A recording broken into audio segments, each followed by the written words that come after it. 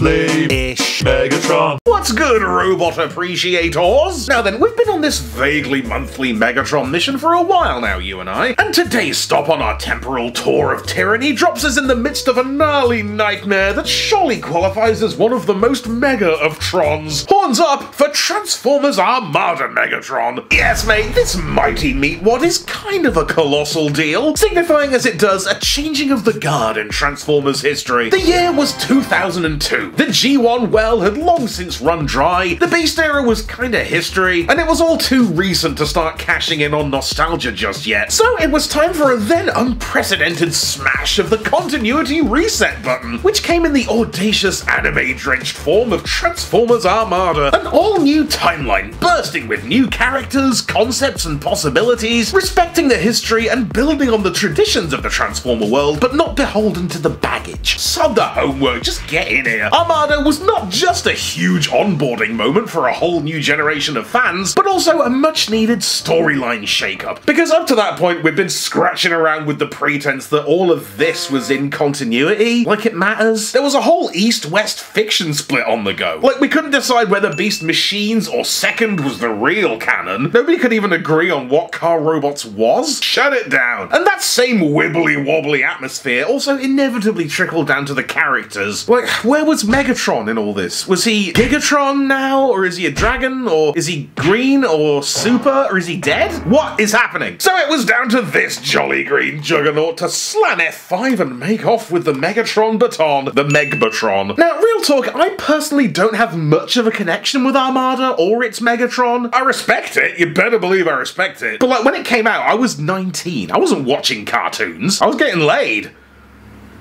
Alright, I was playing video games. So I mostly experienced Armada through the medium of PlayStation 2. And that game rules, but it's also famously hard as balls. So I didn't even get to the Megatron boss fight until I replayed it in 2018. So for the bulk of my life, Armada Megatron was just the big scary guy from the opening cutscene, spouting G1 quotes like a loser.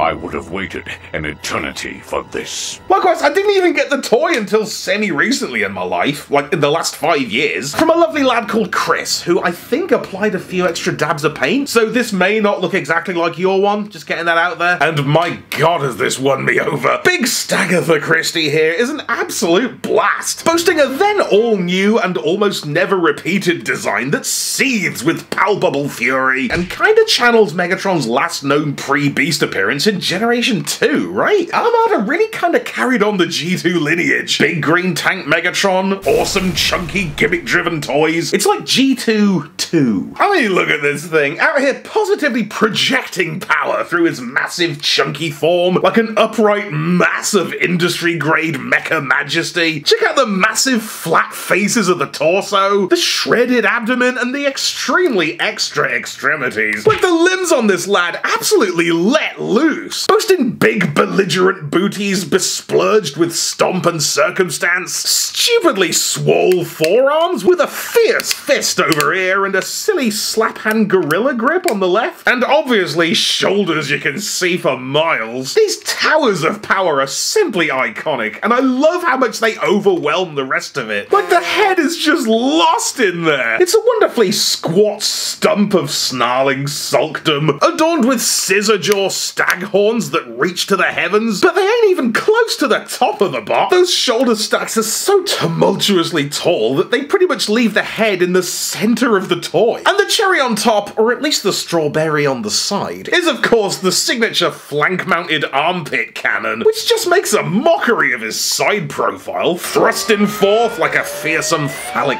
shaft. Which brings us, tidily, to the gimmicks. Now, being a top-build Armada toy, Megatron comes crammed with such a swathe of silly party tricks that it's actually a difficult toy to talk about without it just turning into a list of silly things it can do.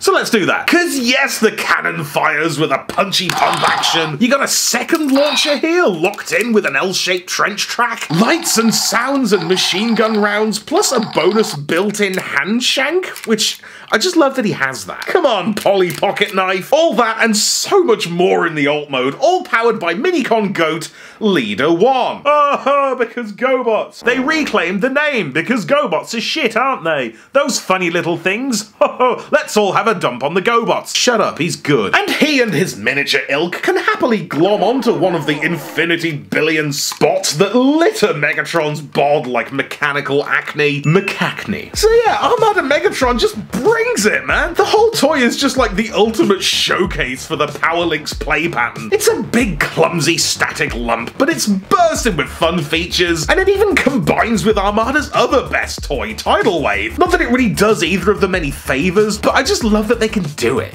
Don't you? Yeah, you do.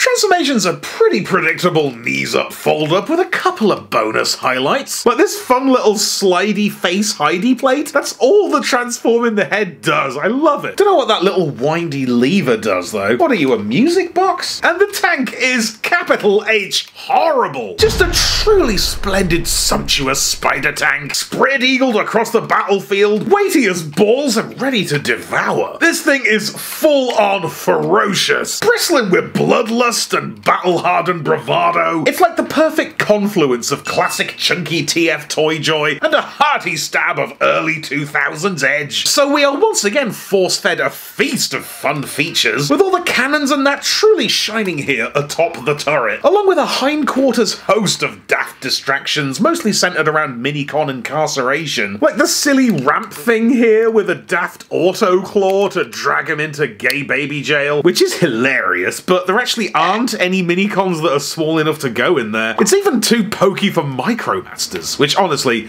brilliant. And there's a similar thing on the other side that's just like a massive plastic chomp gob, and the antlers even moonlight as gruesome insectoid dude-gorging double mandibles. Mandibles. Oh no, he got 8. Oh. So much good detail on here though. Check out the headlights. Love that. And these big silly track chunks up the front always seemed super daft to me, which they are, but not for the reasons that I thought they were. Because at first glance, one assumes it's just a robot that splattered his arms out the front and called it a day. And while, yes, the arms are in there, it's actually the shoulders. Stupid. But what gets me is that they're littered with the toy's silliest features, which seem to serve only to clutter him up. Like the threefold spring out no reason tabs on the left, and this ostensible launch ramp thing on the other one? What is that?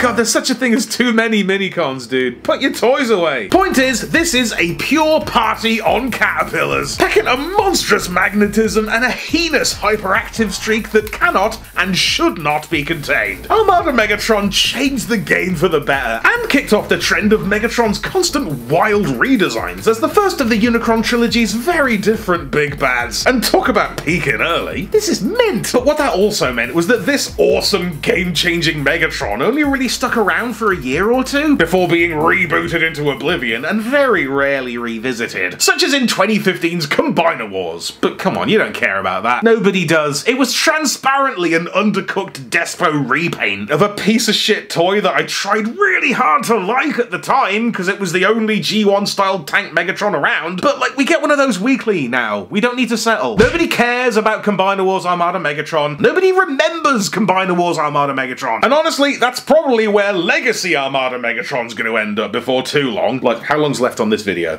So I guess horns up a second, much more forced time for Transformers Legacy Evolution Armada Universe Leader Class Megatron. 2023's double-decade anniversary homage to the big green smash tank, which gives him a current year makeover to a questionable degree of success. Because we love Legacy, obviously we do. But the thing about Legacy is, it's not really about what Armada was about. Because Legacy's mission is to put out slick new toys of assorted characters plucked from the length and breadth of Transformers history. It's amazing, it's expansive, it's inclusive, we love it, but it's not really compatible with the Armada MO. Because Armada was all about big clumsy fat birds with robot faces scribbled on them, and they can't really move, but they change into a thing and they light up and make your day with all kinds of crazy springy crap. Armada is a plastic rave taking place in your hands, and Legacy, ain't. I mean, this totally is a solid contemporary leader class toy. They've definitely given it the full legacy treatment, and it looks cool as shit. It's a great sculpt with strong details and comprehensive posing, so it's perfect for the fan who just wants a good-looking robot to take photos of in cool poses. And I guess it makes a cool standalone figure if you divorce it from the character it is and take it simply as generic large tank oaf. What's wrong with that? But as a version of this character, it's a pure flatline. They've pulled all the fun out. Case in point, it literally doesn't work with mini-cons. They don't even go on, it's just unsatisfying port-on-port smushing. That is, it works with legacy mini-cons, you know, the ones that come as accessories in different £50 box sets. Brilliant. Can't wait to collect both of them. But it's not like they do anything. Man's got no features. Like, look at this. He's got the weird, stretchy, wide hand without the shiv. And I know we don't really do electronics anymore, but do we not do springs anymore? The cannon doesn't fire. It just comes off. The jaws don't chomp. They just come off. The flip-out launcher doesn't auto-flip. It just comes off. I don't think it's supposed to. The L-shaped track there is now just an L. A big fat L. Even the turret itself rotates some of the way, but not all of the way, seemingly very pointedly as to not allow penis mode. Come on! Megatron deserves dick.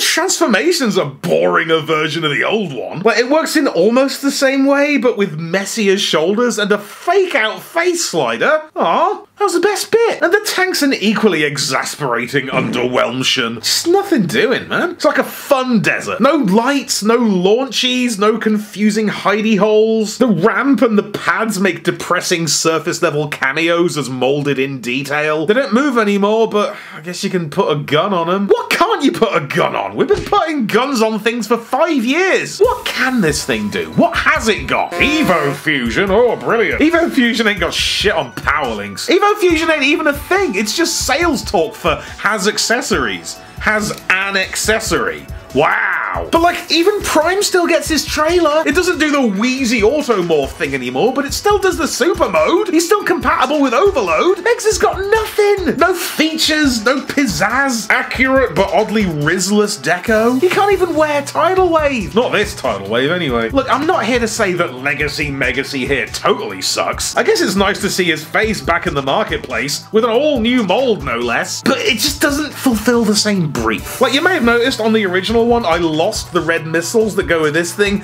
but you barely feel it. There's too much else going on. I can't even recommend it to new fans as a substitute, because it's just not the same experience. I don't know if I'd have bothered bringing it up if it wasn't current. At least the Combiner Wars one had a rocket launcher. There's an emptiness to it, an exhaustion. A resignation. This is like a D-list Megatron tribute act. It looks just like him, but before long, you notice he can't really sing, and I don't think he knows the words. You look great, but sorry babes, it's not that kind of competition. But is it really his fault? In the far future of the now, it's unlikely that anything short of a straight reissue could possibly recapture the unbidden energy of Armada Megatron. It's a moment, a snapshot of joyful excess that could only have existed when it did. So like the old adage says, don't cry because it's over, smile because Megatron is f***ing sick. Embroider that on a doily, baby. See ya!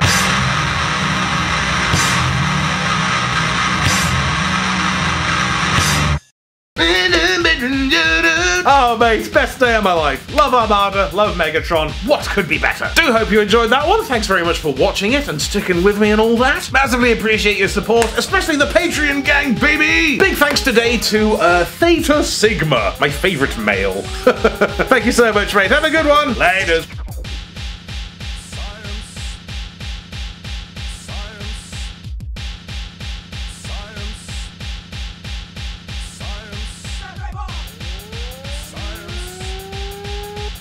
Be sure to subscribe for more Thew's awesome Transformers reviews. Limited appeal, keeping it real.